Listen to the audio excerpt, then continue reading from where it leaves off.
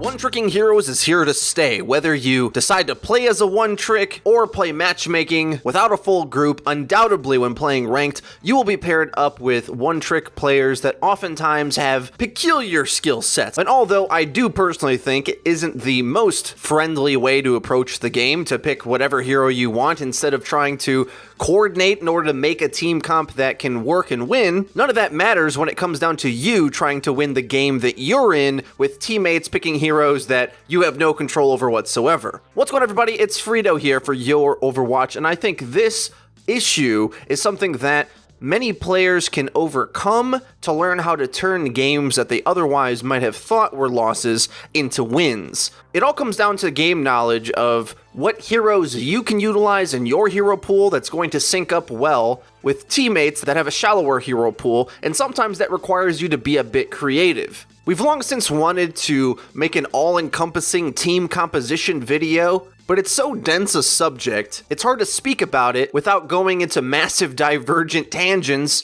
down every lane that you can imagine, so instead sometimes it's easier to isolate specific examples of utilizing basic synergies and team composition principles, so when you're trying to construct some sort of Frankenstein monster of a team comp in your own ranked games, you at least have a chance of winning in games that otherwise look like they're going to be a loss from the hero select screen. In this game I'm showing on screen as if it were a cosmic joke. After making videos about Sombra and Torb, I get paired up with both a Torb and a Sombra one trick. It can tilt the rest of your team to have a single one trick, much less having two means that nobody is going to be looking to create any sort of teamwork, but even the lack of teamwork can have its own synergies. Yes, that's the crazy thing about a team comp that looks like it's going nowhere and everyone's going to be playing for themselves. When you look at this hero select screen, it might seem like there is absolutely no answer to be able to synergize with the picks that your teammates have chosen.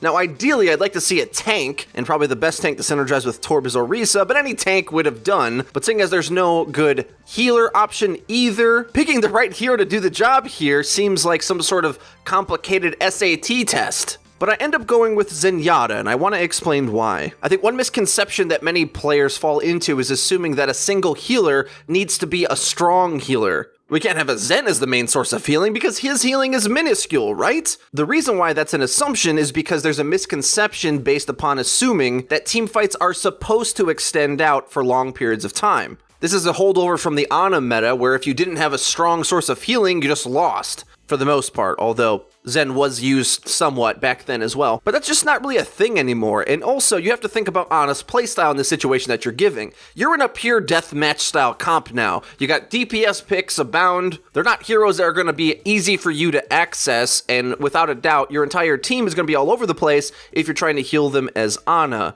They won't be in a nice ball for you to hit multiple targets with an anti-nade, and even if you do anti the enemy team, is that really going to be more value than Zenyatta's Discord orb? Well, I don't think so, and I'll explain why. With Torb, he protects the backline quite well. In fact, in my Torb guide I said he's one of the best ways to protect against dive to secure your backline. Well, with that being the case, a character like Zenyatta, which otherwise is kind of a greedy pick actually, because he has no way to defend himself other than just hitting shots, as opposed to Ana, where her value is kind of spread out to incorporate a bit of sustainability on her own part, seeing that she can sleep enemies and also nade herself. Zenyatta is balanced out a little bit more to be more of a risky pick, more of a glass cannon, and because of that, the benefit of having a turret set up on King of the Hill, which is kind of a ludicrous thing to think about, but something that I think possibly could be used legitimately, especially as a countermeasure against the dive meta, either by replacing a support or a DPS, and we do that by utilizing the utility of what Torb brings. The turret allows me as Zenyatta to just be not diveable.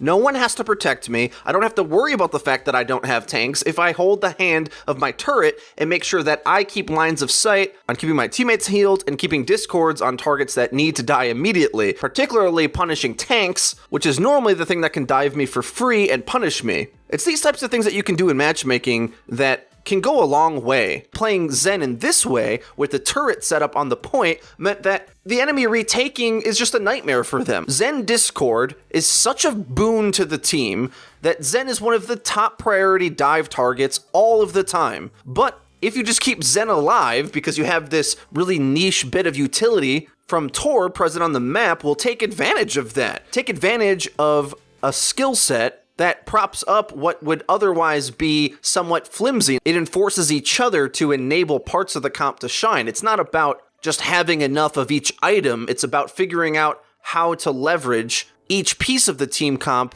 to create a win condition. And as goofy as it sounds, a pure deathmatch comp is a style of comp. A quick play comp is a thing. It might not be a great thing, it might not be something you want to run all the time, but it is a thing nonetheless. Which is why, despite the fact that I will tell you straight up and down, you should always have a Lucio and King of the Hill. Well, except when your team comp is some sort of motley crew of random assorted items that don't necessarily all fit together. You have to instead, if you want to be the best flex player that you can be, find a hero that fits in the middle and ties as many of them together as possible. It's not always a nice simple answer like that, but although I love playing Lucio on King of the Hill, I think he's insane. In the mid-fight, what would I be doing as Lucio? All my mobility characters are kind of just circling around poking. Sure, I could get them to where they're going a little bit faster, but it's not like I'm moving around slow-moving tanks. I just don't think it would be as good. Also, it wouldn't synergize with the turret, nor does it help damage amp these key duels that we have to win.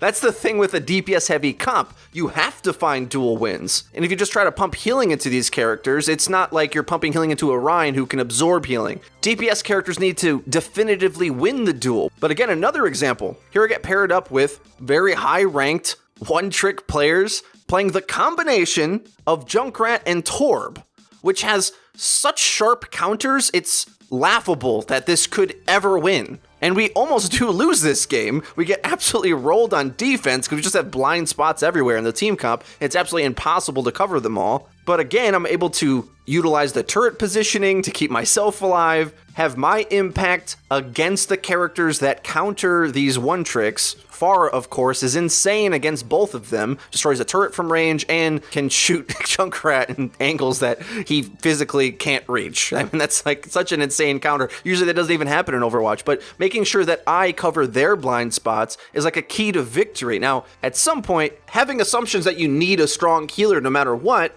is going to block off your access to being able to understand team comps in a deeper way. Sure, it can be good enough for general rank strategy that if everyone just conforms to the tried and true meta comp, paint by numbers, pick these heroes, and they have natural synergies that work together, the pros have already figured it out, play in a similar way and things should work out for you with the same win condition, that's all well and good. But the problem is in matchmaking, one, there's no guarantee that you even understand as a team of randoms what that win condition is or how to execute it in the situation that you're in anyway. So with that being the case, it's more important to synergize and protect your teammates' blind spots than it is trying to patch the holes in a team comp to try to make it fit into an established meta style. Knowing how to adapt into these situations so you and your team don't just lose the game based on tilt alone will help you win SR in situations where you otherwise would lose it. It's a good thing to strengthen because even when your team comps aren't this drastic, you can start to think about theorizing how all the comps possible in the game interact.